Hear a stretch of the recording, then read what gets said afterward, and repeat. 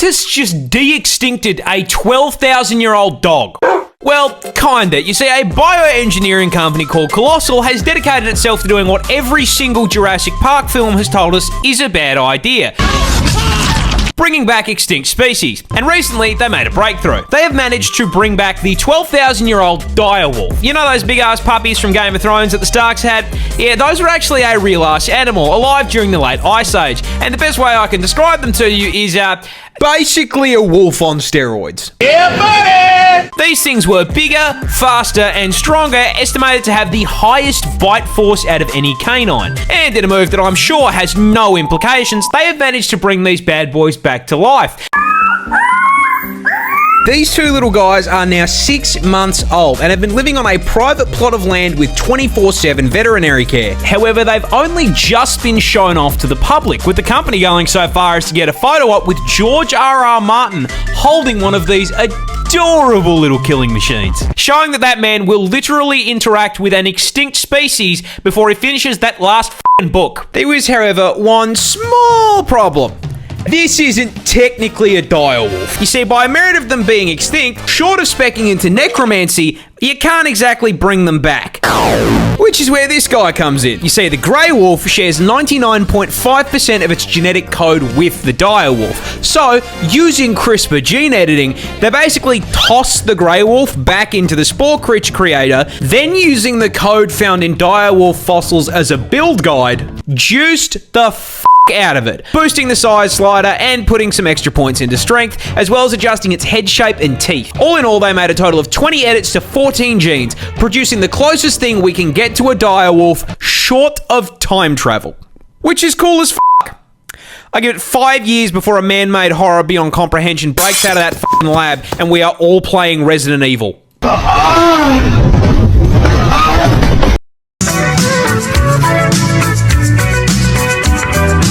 This wasp is basically a xenomorph. Introducing the tarantula hawk wasp, possibly one of the most nightmare-inducing insects on the planet. And the reason it's such a threat to your mental health is because its hunting and reproduction strategy is ripped straight from Ellen Ripley's autobiography. But before we get to the strats, you're gonna have to learn a little bit about it first. Native to Australia, because of course it fucking is, this fucker is the largest wasp on the planet, coming in at a massive 2.5 inches. Which, I mean, boys, we would all agree, well above average, right? Huge. And this is probably the most effective 2 inches has ever been because it has the second most painful sting of any insect on the planet, coming in just barely behind the bullet ant. Pack and a half-inch stinger with a potent venom that has been described as blinding, debilitating, can't move my arm, and electric. Now, the size and poison aren't just for nothing, because as the name tarantula hawk wasp suggests, they are purpose-built, genetically perfect killing machines designed specifically to violate spiders, making Australia basically an all-you-can-eat buffet for them. But they don't just execute the spiders. No, that'd be too normal. Hawk wasps use spiders to reproduce in one of the most horrific ways possible. And that all starts with a female hawk wasp hunting down a tarantula. As the buff bulking spider takes a wrong turn down a dark alley, the hawk wasp, noticing the 8 sets of TNs on his feet, proceeds to fucking jump him, flying down from above to land a sting into the spider's abdomen, instantly and permanently paralyzing it. The Bug Harbour Butcher then proceeds to drag the still completely conscious and aware spider into an isolated kill room, which is where the fucked up part really begins. Because our wasp isn't hungry, it's pregnant, and proceeds to lay its egg on the paralyzed spider's abdomen. After about 3 to 4 days, that egg hatches into a larvae. A very, very hungry larvae. Fortunately, there's a whole bunch of fresh fruit right here underneath them. That food being the still paralyzed, still very conscious and aware spider. The larvae burrows into the spider's abdomen and gets to work converting it into a KFC family bucket, consuming it from the inside out, purposely avoiding vital organs to keep the food nice and fresh. After it's done consuming a living being, the larvae breaks forth from the demolished corpse like a fucking chest burster and fucks off to continue the generational arachnid violation. Anywho, good luck getting any sleep tonight.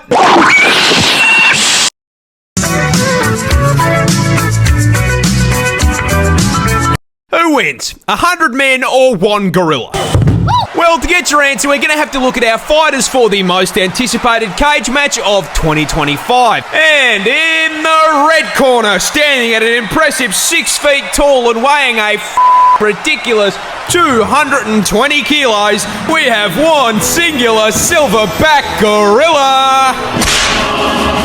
Stepping into the ring to settle the score against humanity for what we did to Harambe, this fighter is bringing some impressive physical strength, capable of lifting up to 800 kilos of weight, meaning that if it gets its hands on you, a gorilla is more than capable of picking you up and doing you the same way that Hulk did Loki.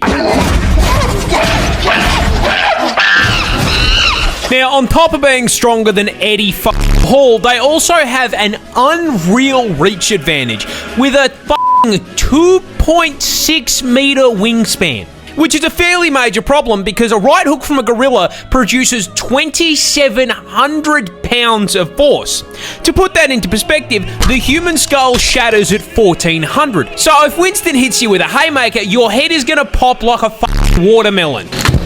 And with the cage fight following the Mortal Kombat rule set, we can also factor in the gorilla's bite, because despite being a pretty gentle herbivore in the wild, they have one of the highest bite forces on the planet at 1,300 psi. That is 100 psi more than a polar bear. And now, with our fighter statistics out of the way, let's get down to business. Can our gorilla win a fight against the 100 average men in the blue corner? Place your bets. Let's see who comes out on top. Yeah, look, I'm going to keep it real with you. Even with those stats, Winston here is getting bodied. I'm sorry, he's going back to the spawn room. Do not pass go. Do not collect $200. Directly to hanging out with Harambe in heaven. 100 people, it's just too fucking many. He's getting jumped. However, not to say he's not going to take a few with him. My guess is one guy runs up and gets swatted across the cage like a toddler, shatters his ribs against the bars. Second guy gets grabbed by the leg and given the Hulk treatment. About 6 other guys cop swings to the head and die instantly from broken necks. One dumbass is probably going to try to hit him off the top rope and get done the same way that Omni-Man did Nightwing. But at that point, the crowd probably jumps in and realises that there are still about 90 of them and it's over. Not that the fight even needs to happen, but it wouldn't be the first time we lost a gorilla to human stupidity.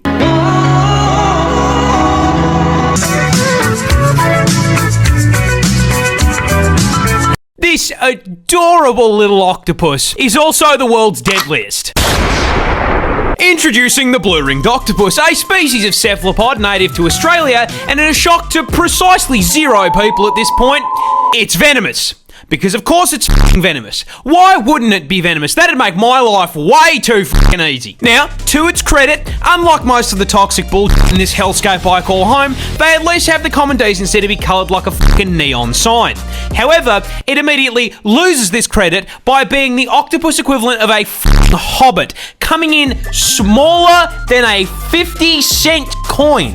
And this is a problem, because it is the most venomous octopus in the world. That's right, this fluoro spaghetti ball is packed to the brim with neurotoxin. More specifically, tetrodotoxin. You know, the same shit that turns cooking a puff fish into a quick time event? Yeah, these little guys are packing it too. However, because it is Australian, the blue-ringed octopus is on violence timing and is the only animal in the world to use this shit as an offensive measure by way of a venomous bite. But what does the venom actually do? Well, imagine you're wading through the rock pools with the homies and you accidentally disturb this little gentleman's residence.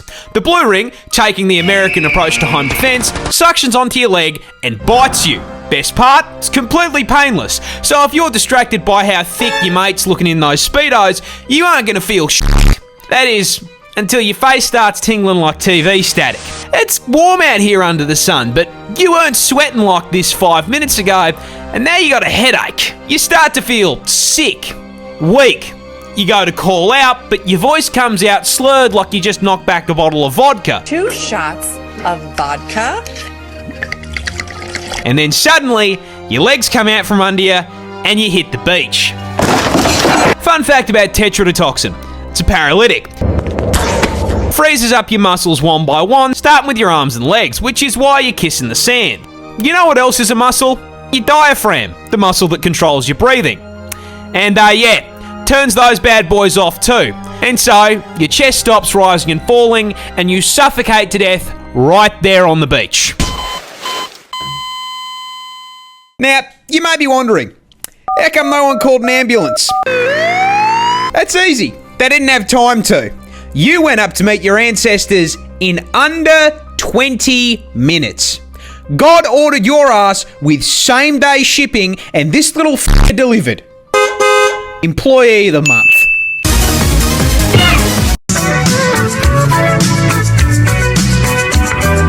Australia's scariest spider is hiding a deep secret. But what is it? Well, introducing the Huntsman, native to the land down under, and the #1 cause of tourists absolutely shitting themselves on camera. And look, in defense of said tourists, I will be the first to admit, this looks scarier than a f***ing job application. Those gangly ass legs and the hair make him look like Slender Man's testicle.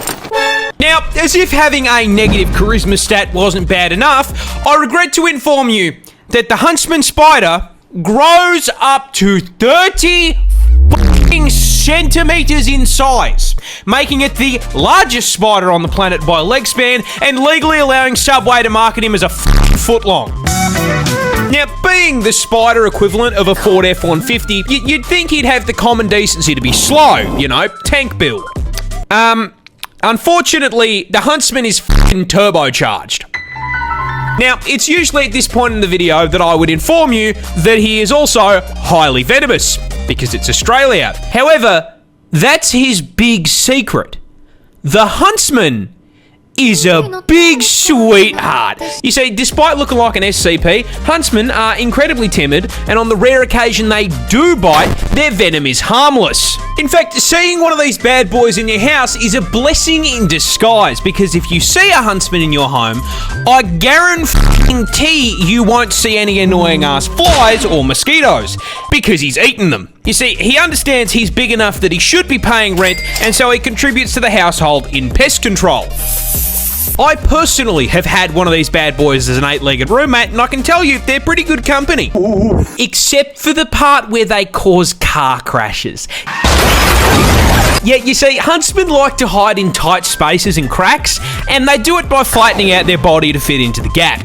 Now, in the house, that usually means you'll just find them behind a painting, but when you're flying down the highway at 110k an hour and decide to flip down the sun visor because God is trying to flashbang you, yeah, they like to sleep in there and you've just dropped one into your lap. Now, whatever you do, don't panic or you're going to crash the...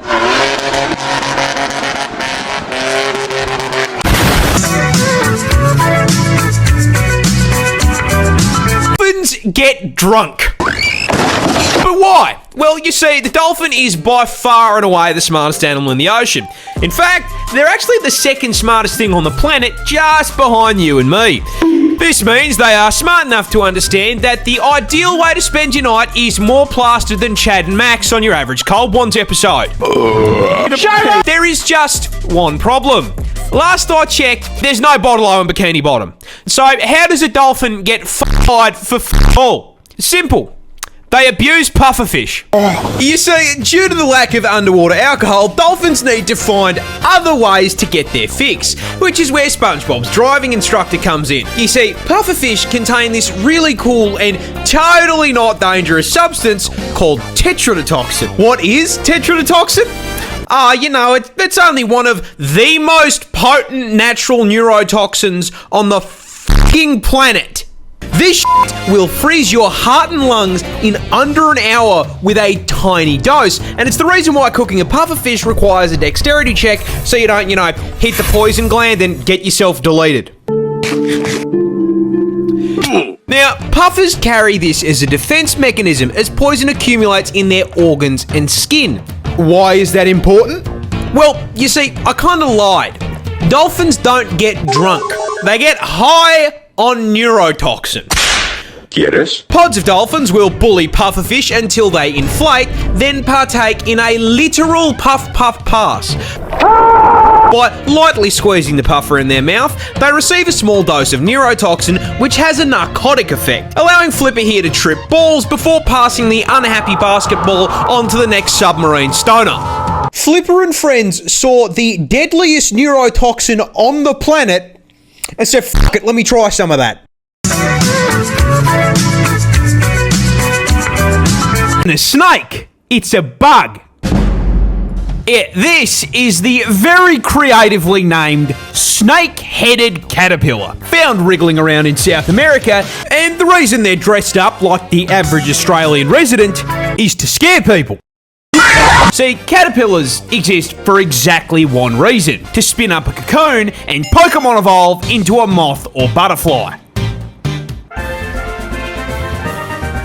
Now, in order to achieve this, they need to be not fucking dead, which is a little difficult when everything under the sun is trying to eat them. Mission failed. Birds, wasps, spiders, frogs, you name it, they all look at a caterpillar as the world's freest meal. I mean, it's basically a sentient, slow-moving hot dog with zero escape strategy. So, how does the very hungry caterpillar avoid the very hungry everything else?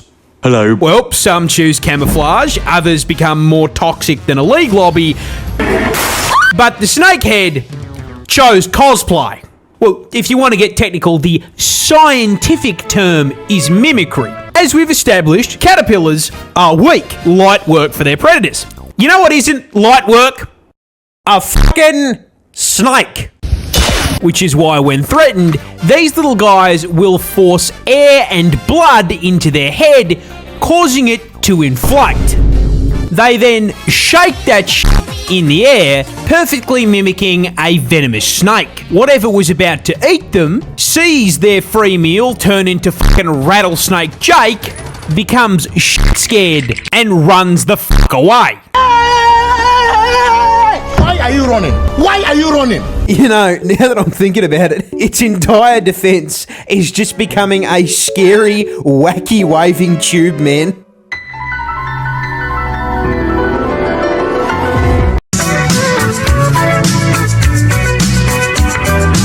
Australia doesn't have the Easter Bunny. We have this thing. Who's that Pokemon? You see, after the first Easter Bunny was clapped by a snake 5 minutes into his Down Under egg run, That's the cutest fucking thing I've ever seen in my entire life. his replacement took one look at Australia, said, and I quote, "Fuck that," which is why we have the Easter Bilby. Yes, this cute little kangaroo rat is a real animal, and he is way better suited to the job than that fuck-ass rabbit. First off, bilbies are marsupials, which means they've got a pouch for carrying around their kids like a kangaroo. But the mobile daycare also gives them extra inventory slots for Easter eggs, compared to the rabbit, who I can only assume is hiding the eggs up his fucking ass. They can also deliver you chocolate across the Australian desert without dying in the heat. Because those big-ass Dumbo ears basically work as a car radiator, dissipating their body heat in order to cool them off in God's air fryer. Goes to oh, I'm burning! I'm burning! But most importantly, the Easter Bilby is doing his part to save his species. Here's a fun fact for you. In Australia, rabbits are cunts. You can't just jump out here. They are an invasive species, and they fuck up the environment by mowing down all the food meant for native animals. On top of this, they break into bilby burrows and steal them. That, coupled with being hunted by invasive foxes and feral cats, mean the greater bilby is critically endangered. The real reason the Easter bilby exists is to raise awareness for this, with a chunk of the cash made from selling Bilby chocolates being donated to save the species. Unlike that bunny who charges me $15 fucking for a rabbit and tells me to fuck myself. Oh my god. I am never gonna financially recover from this. So, in conclusion, fuck that greedy colonising rabbit, the Bilby clears.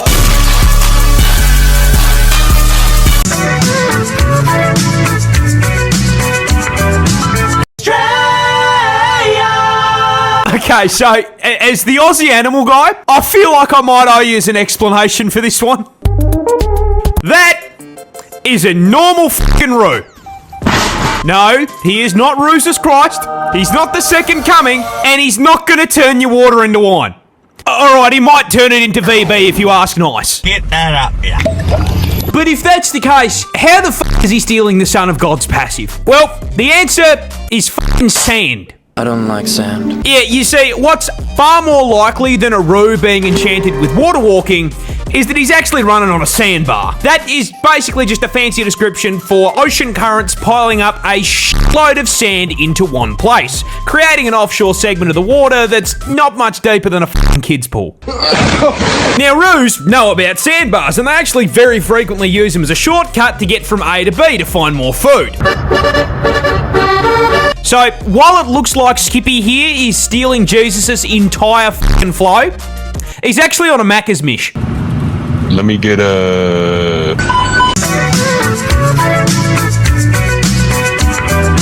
Wild sharks are taking drugs. Recently, scientists in the Caribbean made quite possibly the most fucking terrifying discovery since the advent of the job application. You see, they were conducting a study on ocean pollution, and part of that study involved blood testing 28 sharks in the region. And when Shark RBT pulled two of Jaws' cousins over for a random test, they tested positive for cocaine. They also tested positive for caffeine and painkillers, which begs the question, how the fuck did a great white shark get great white blow? Well, no, they aren't doing a Narcos season in Bikini Bottom. No, sharks having the bloodstream of an Eshe in a nightclub is our fucking fault. You see, tourists and rich cunts absolutely love to swing their yachts into the Caribbean, throw parties, get shit-faced, and presumably fall into the water. And I don't know if you know this, but rich people do illegal shit, which is how some Wall Street banker decides he wants to partake in some nose beers, and in his excitement, knocks the rest of the devil's dandruff into the ocean. Jaws swims along, thinks it's food, and takes a bite.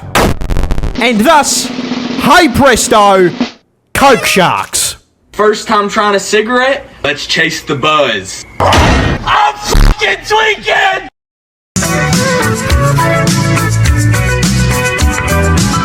No, this is not a video of hell. This is completely unedited, no filters footage from Western Australia. And you may be wondering, how the fuck does it look like a Terraria blood moon? Well, the answer to that question is sand. I don't like sand. Here's a fun fact for you. Australia is the world's largest exporter of iron ore, and 96% of that shit is pulled out of the ground in Western Australia. And the reason we excavate whole chunks there is because the place is sitting on 55 billion, with a B, tons of ore. The whole fucking state is basically just a desert biome covered in iron farms. And that iron isn't just found at Y11. No, there is actual fucking rust in the dirt and sand, which tints the whole fucking desert red. And that red sand is why WA looks like fucking Caelid. See, as if the animals trying to kill us wasn't enough, God has done a little trolling and spawned a tropical cyclone on WA's coastline. And the wind from that bad boy kicks all that red sand into the air, blocks out the sun, and turns whatever light creeps through blood f***ing red. Genuinely thought this was Armageddon, but it is just sand sending us to the tomato dimension.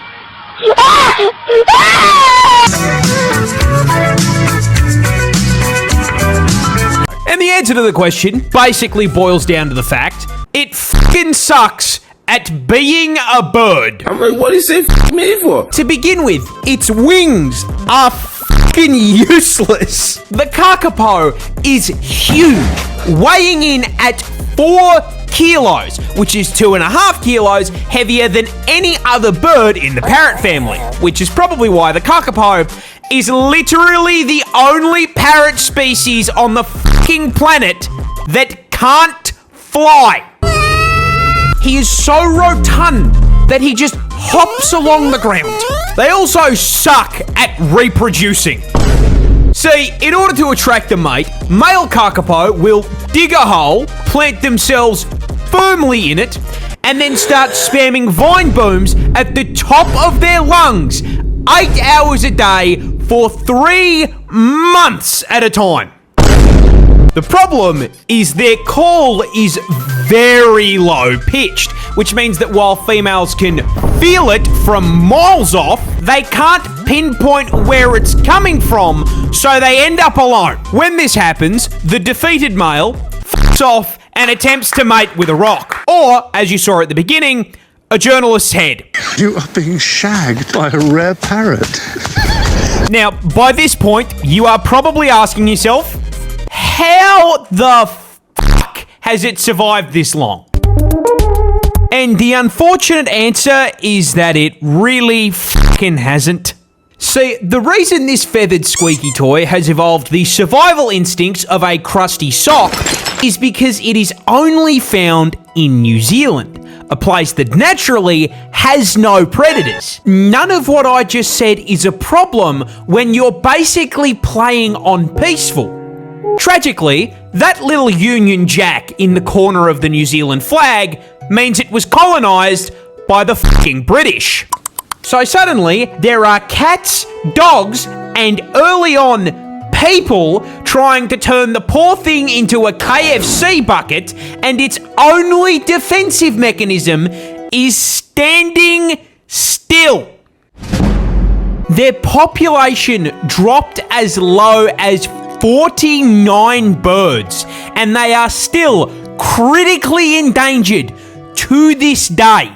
Certified British Empire moment.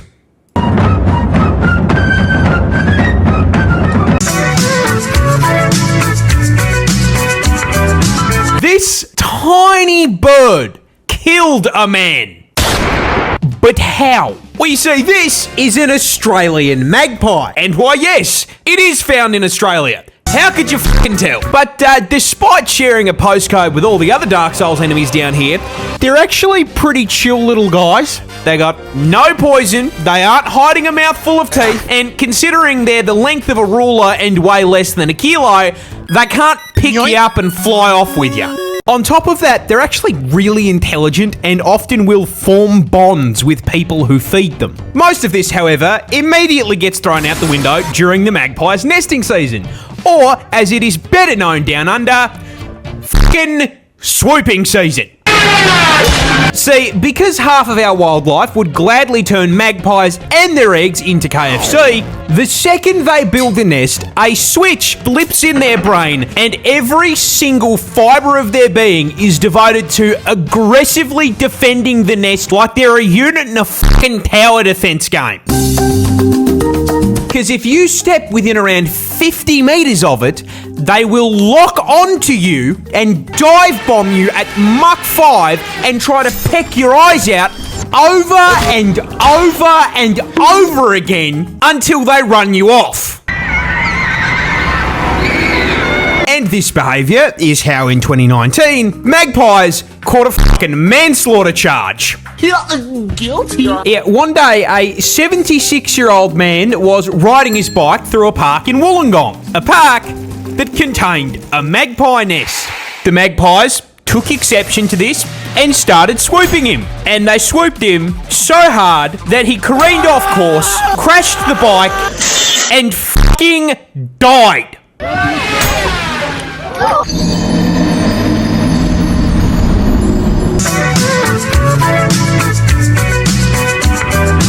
This spider throws its webs. Yeah, that creepy thing is an ogre-faced spider. And as with most affronts to God, yes, you can find them... Say the line, Bart. ...in Australia. Yeah! And the reason it's got web slingers is its unique method of hunting. You see, most web-spinning spiders use those webs to fucking camp, spinning it between a few branches and then falling asleep waiting for a fly to clothesline itself before casually wandering over to suck its guts out like a smoothie. By contrast, ogre faces basically pull fucking trick shots, because instead of shooting that sticky white stuff all over the walls, they shoot it on their hands. See, you may have noticed that this thing is built like an 8-legged Slender Man, and that is by design, because they start a hunt by spinning a web between their forelegs. Then, they will lower themselves from a nearby branch and just kinda hang upside down in the air, doing their best stick cosplay. Then, when something makes the unfortunate mistake of getting too close, it will lunge downwards, spread its legs, wrap the bug up in a net, and then fucking yank it away into the air like it's hitting fucking Spider-Man pull-offs in Rivals. Crack the whip. And because this is an Australian animal, that insect burrito would not be complete without a healthy injection of venom. And then they fucking eat it. Think about how fucking scary that is from a human perspective. Walking down the street at night, some cunt hits you with a rope and you're just fucking gone.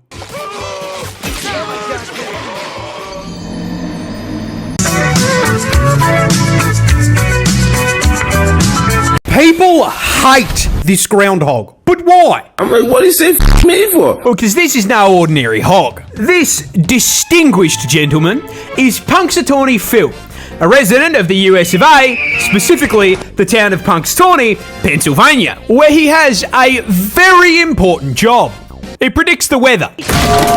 And he does it through the Groundhog Day ceremony. But what the f*** is that? Well, basically, every year on the 2nd of February, crowds gather at the Gobbler's Knob. Stop laughing. This is a very serious ceremony. Quit it. And then, at dawn, the unbelievably dripped out inner circle of the Groundhog Club retrieve the allegedly 140-year-old Phil from his knob. Phil then selects a scroll from the tip of the knob based on whether or not he saw his shadow when being yanked from his home. And if he did see his shadow, winter will last for 6 more weeks. And this year, Phil has predicted 6 more weeks of Mayolt. And for some reason, this year, that prediction has royally pissed off many people online. See, I just think he's doing his fucking job. But the tweet that shared his prediction has some of the most angry yet fucking hilarious responses. And I made this video to read you the best of them. Turn him into a steak. That groundhog is going in the microwave. If I saw Punxsutawney Phil, I would punt him like a football. And last but not least, POV, you are the deep fryer at Raising Cane's.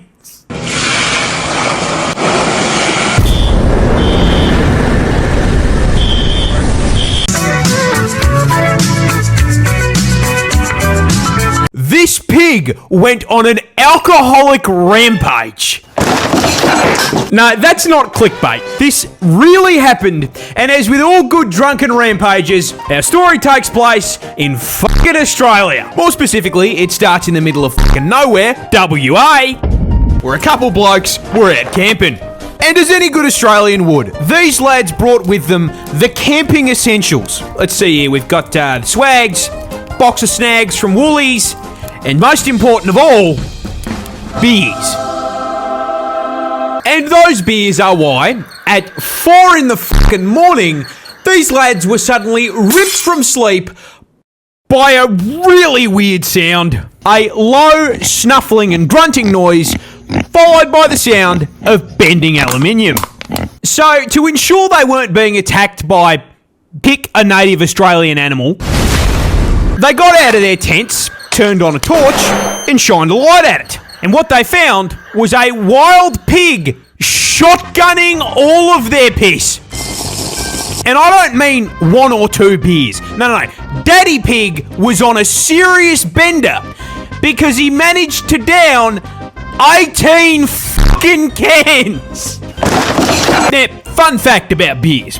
Once you hit the 18 mark, all of your stats are redistributed into strength and you gain the frenzy debuff. This is why, after being spotted by the torch, the pig fucking sonicked away from the now empty 6-packs, knocked over the garbage cans, paused, turned around and ate the garbage, then continued sprinting to a nearby paddock where it started headbutting a fucking cow.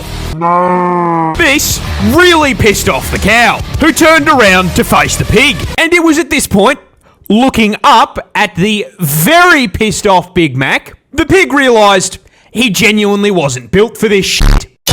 Yeah, this little piggy turned around and fucking booked it out of the paddock, being closely pursued by the ghost of burgers past. The cow chased him around a car for 10 minutes before giving up, leaving the still drunk pig to stumble away and pass out in a fucking bush.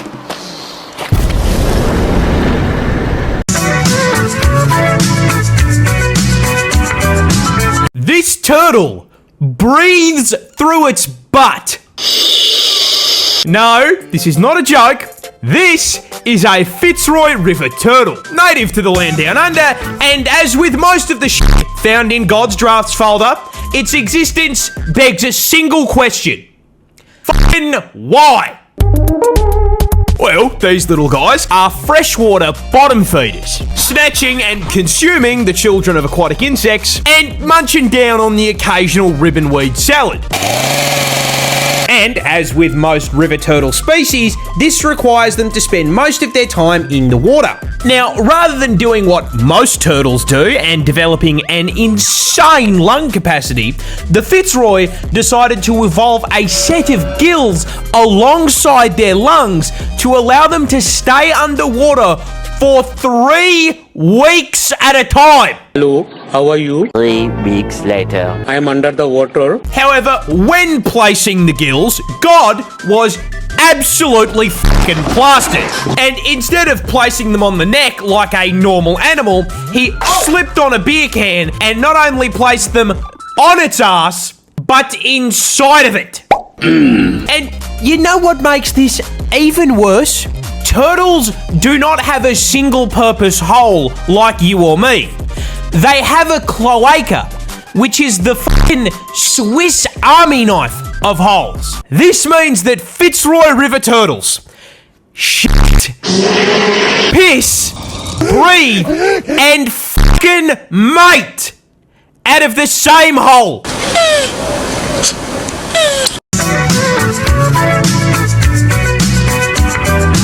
Australia has dancing spiders. Allow me to introduce you to the land down under's most fabulous arachnid, the peacock spider. Now, this 8-legged pride flag is not remotely dangerous to humans. It's got full venom, tiny fangs, and as far as size goes, they're the spider equivalent of a fucking gnome. What makes these little guys interesting is their love lives. You see, not unlike normal peacocks, it's only the males of the species that are running the RGB gamer lights. But why are they built like a Razer laptop? Well, because spiders can't just post up with a dead fly on Tinder and start swiping. No, the boys here have to attract the lady the old-fashioned way. Shaking ass. You see, in order to find the mate, peacock spiders head out to the club and find a lady across the dance floor. They then lock eyes with her, and as the song changes, they raise that coloured dump truck to the sky, start playing Dance Dance F***ing Revolution, baby. Now, as he dances, the female spider watches very closely, not only paying attention to the movements of the dance, but also the fucking vibrations. And if our protagonist here can nail Osu Valentine's edition just right, the female spider will slowly approach, lean in for a kiss, and... But, here's the thing. If he fucked up the dance, he fails the charisma check. And if he fucks the charisma check, he's no longer boyfriend material. He's a fucking Happy Meal. And all the time that you're wasting all of our bridges burnt.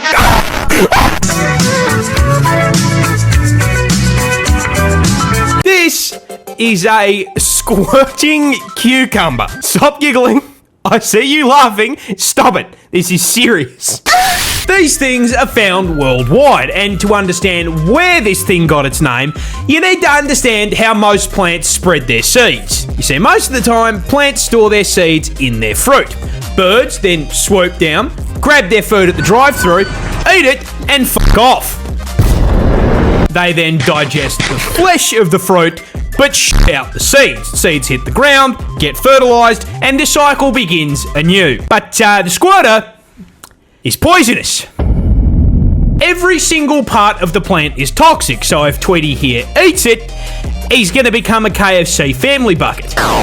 So if that's the case, how does it spread its seed?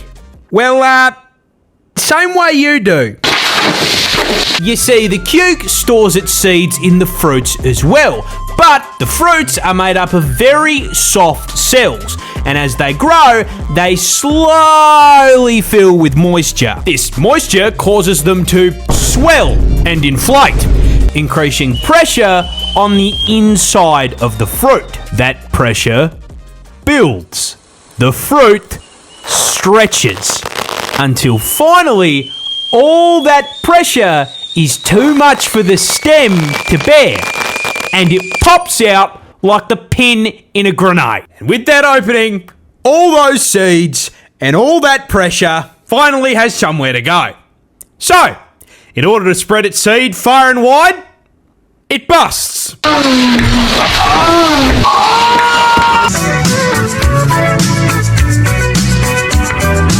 This tree grows grenades. You see, this is a sandbox tree, native to South America, and before we even address the frag grenades growing in the branches, we are going to start at the bottom of the tree, because I feel it's important that you understand that this tree was designed from the roots up by God himself to f***ing hurt you. Growing up to a staggering 60 meters in height. The first phase of the fucking boss fight that is this tree is the giant, inch-long, rock-solid bark combat knives covering the thing from top to bottom. Now, if Groot's cousin being armed like the average British resident was not enough to stop you from getting too close, touching the tree will immediately make you realise it is not ribbed for your pleasure. It's for your fucking poison. Yep, as if the spikes weren't enough, the sap of the sandbox tree is very fucking toxic, causing severe itching and rashes on contact, and if you some fucking how get it into your eye, it will temporarily blind you. That all pales in comparison to what you came here for. The reason, the other name for this thing is the fucking dynamite tree. The fruit. You see, these fruits aren't meant to be eaten. In fact, they're poisonous. Put it in your mouth, you'll cramp up, vomit, and shit yourself. No, they are made to spread the seeds of the sandbox tree in the most American way humanly possible. Explosions. The fruits are basically seed-filled time bombs. Bomb has been planted. As once mature, they begin to dry out. As they dry, they shrink, and they slowly begin bending against their stems. The tension gets too high, snaps the fibers, holding it against the stem, and the whole thing explodes like a frag grenade, sending seeds flying up to 240 kilometers an hour.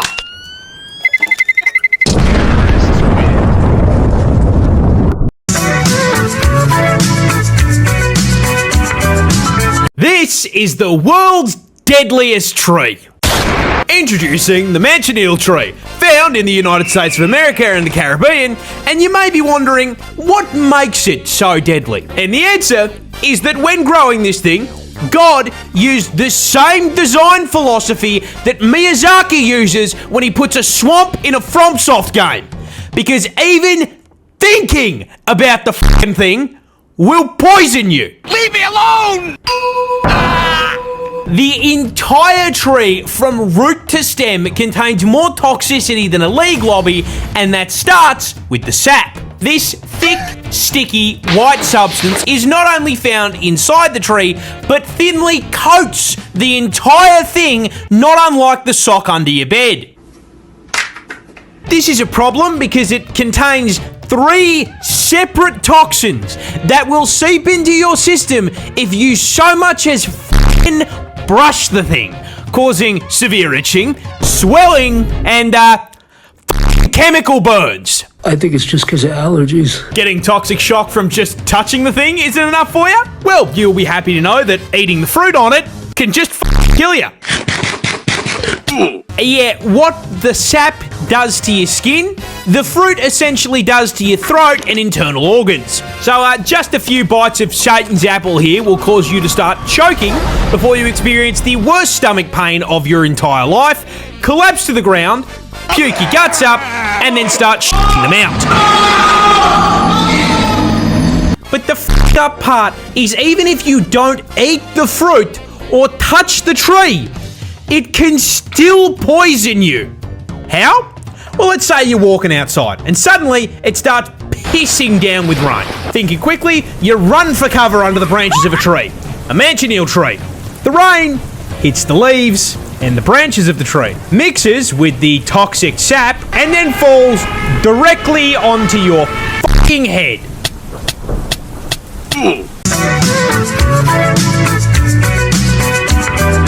Kraken is a real animal, just not the one you think it is. Who's that Pokemon? You see, when people hear tales of the Kraken, they assume that a bunch of sailors in the oldie times got absolutely shit-faced and ran into a giant squid.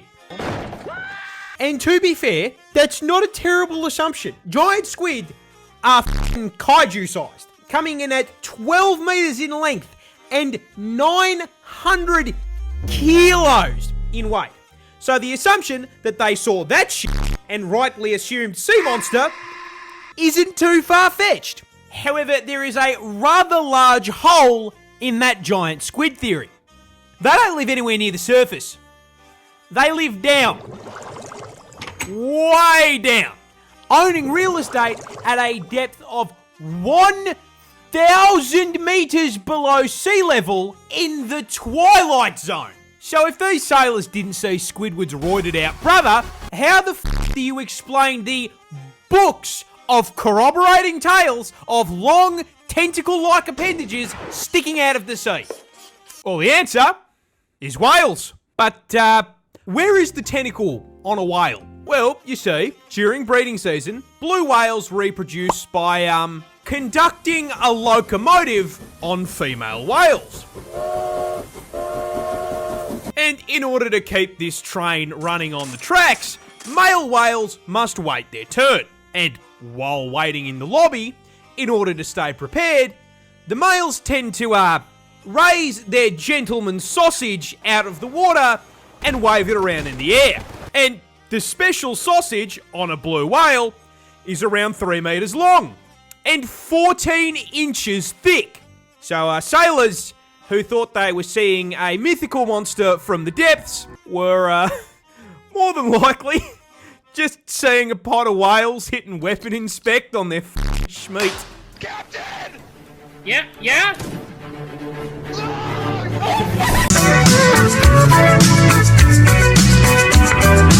A lot of people are scared of snakes, but have you ever wondered what snakes are scared of? The answer is this fucking bird.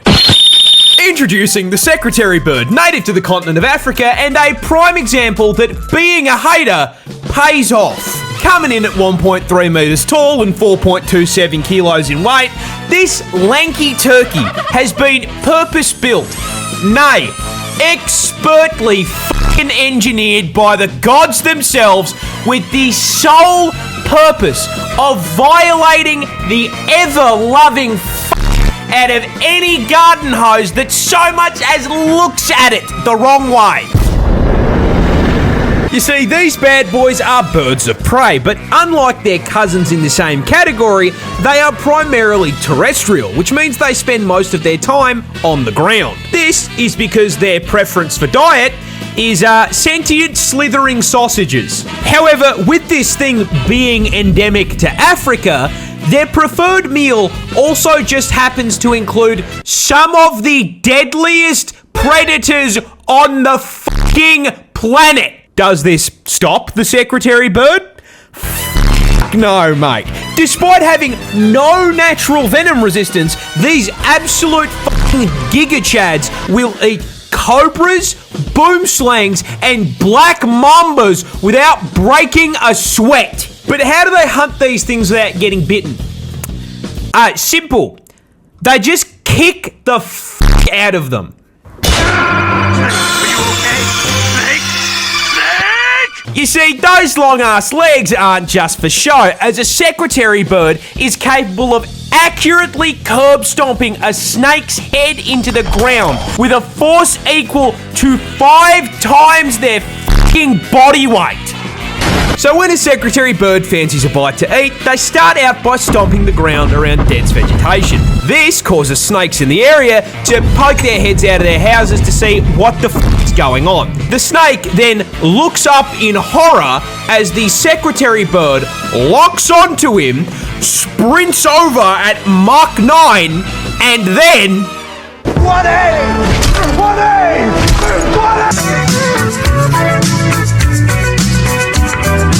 There is a competition in America where they vote on the fattest bear. That's right, lads. F*** the Super Bowl. I'm about to introduce you to the most important American sporting event of the year, Fat Bear Week. Hosted by the Katmai National Park and Preserve in Alaska every year from the 23rd to the 30th of September, the public watches as Winnie and Paddington fight it out to see who is the most absolute of units. And this year's highest calorie Kumamane has been crowned. But before that, how the f*** does Fat Bear Week work? Simple. See, the event is held in the lead up to hibernation season, while all of these bears are at the peak of their bulk. Now, while it's running, the park allows the public to view live stream footage from all of their trail cams. These cameras capture all the park's brown bears, allowing us to observe Freddy's fat-ass cousins like we just got a job at f***ing Fazbear Entertainment. Each bear caught on camera is assigned a number and occasionally a name. We, the people, then vote on the contestants day by day, pitting them against one another in a fucking single elimination tournament bracket, determining with our votes which bear most closely resembles a pyro commission until one bear is crowned the victor. Now, you may think this is just some silly little event, but no, over the years, there has been voter fraud, a manhunt for a missing hiker, and one year the trail cams caught one contestant beating to death and eating another bear. But now, to answer the question you've all been waiting for, the winner of the 2025 Fat Bear Week is 32 Chunk. Winning with a broken jaw. They named that f***er after the render distance you need to load in his entire body at once. My PC.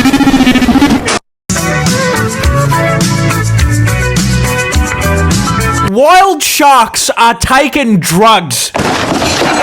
Recently, scientists in the Caribbean made quite possibly the most fucking terrifying discovery since the advent of the job application. You see, they were conducting a study on ocean pollution, and part of that study involved blood testing 28 sharks in the region. And when Shark RBT pulled two of Jaws' cousins over for a random test, they tested positive for cocaine. They also tested positive for caffeine and painkillers, which begs the question, how the fuck did a great white shark get great white blow? Well, no, they aren't doing a Narcos season in Bikini Bottom. No, sharks having the bloodstream of an Eshe in a nightclub is our fucking fault. You see, tourists and rich cunts absolutely love to swing their yachts into the Caribbean, throw parties, get shit-faced, and presumably fall into the water. And I don't know if you know this, but rich people do illegal shit, which is how some Wall Street banker decides he wants to partake in some nose beers, and in his excitement, knocks the rest of the devil's dandruff into the ocean. Jaws swims along, thinks it's food, and takes a bite. And thus, hey presto, Coke sharks. First time trying a cigarette? Let's chase the buzz. I'm fucking tweaking! Australia's Prime Minister disappeared. No, that is not a joke. This is Harold Holt, the 17th Prime Minister of Australia. And when I say he disappeared, I don't mean he retired from public life, never to be heard from again. I mean, we literally fucking lost him midway through his term. That is like the Secret Service losing the fucking president. Now let me be clear. Which begs a very important question. Fucking how? Well, you see, Holt was elected Prime Minister in 1966, and one of the most well-known facts about him was that he fucking loved the ocean. Be free! Which is why, on December 17th, 1967, while taking a day off from leading Spider Island, Holt convinced his mates to shop for a cheeky swim before they went out to lunch. And so they pulled into Cheviot Beach in Victoria. Now, on that day, the ocean was, putting it lightly, fucked. And so all of Holt's friends warned him that maybe visiting Nemo today was a bad idea. Holt responded, and I quote, "I know this beach like the back of my hand." Hopped into the water and started swimming away from the shore. And he kept swimming. Further. And further. Yeah, right, mate, that's far enough. You can come back now. Wait, where the f*** is he? Yeah, they completely lost sight of him. Because the Prime Minister was f***ing gone. This caused the leaderless Australian government to shit themselves and start playing Where's Holto? I am under the water. Search and rescue teams scoured the coast for weeks and came up with absolutely f***ing nothing. Not even a body. The sitting Prime Minister had vanished without a trace. Some conspiracy theorists say he got picked up by a submarine. The odds are he f***ing drowned. But most importantly, with the tragic loss of our nation's Prime Minister at sea, how did we choose to commemorate the man who was clapped by the ocean? Well, I'm glad you asked that question, because we named a fucking swimming pool after him.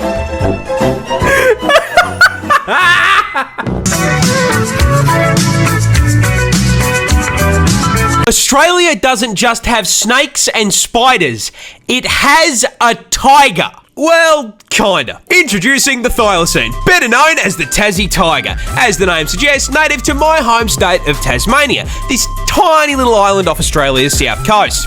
No, that is not New Zealand. They have hobbits, not tigers. Well, tiger isn't entirely correct. You see, the thylacine isn't a cat on steroids. You see, this bad boy is the largest carnivorous marsupial on the planet. Despite the kangaroo coming in at 7 foot tall and throwing kicks like Chun-Li, they are herbivores, and everything else with a pouch that eats meat is about the size of a chihuahua, making this 1.3 metre, 20 kilo kangaroo dog with a tiger persona the only marsupial apex predator. See, these things were ambush hunters, using stealth and speed to silently take down their prey like they're playing Assassin's Creed.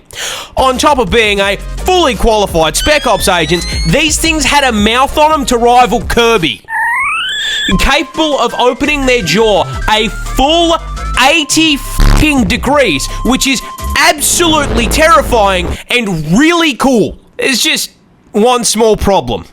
You may have picked up on me talking mostly in the past tense, and that all of this footage is in black and white.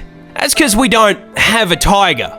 We had one. Unfortunately, the thylacine was driven to extinction in the late 1980s. By what exactly?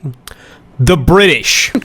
You see, when the Brits, did their thing and decided Tasmania was their house now, actually, they brought with them livestock, namely sheep and cattle, which was a fucking blessing to the Tassie tiger, which rapidly added these walking meatballs with the survival instincts of a wet sock to their meal plan. It's free real estate. The colonists did not take kindly to the thylacine taking their livestock without a license in it, so they placed bounties on their heads. Never mind that these things never attacked humans and very rarely took their livestock. No, they were an inconvenience.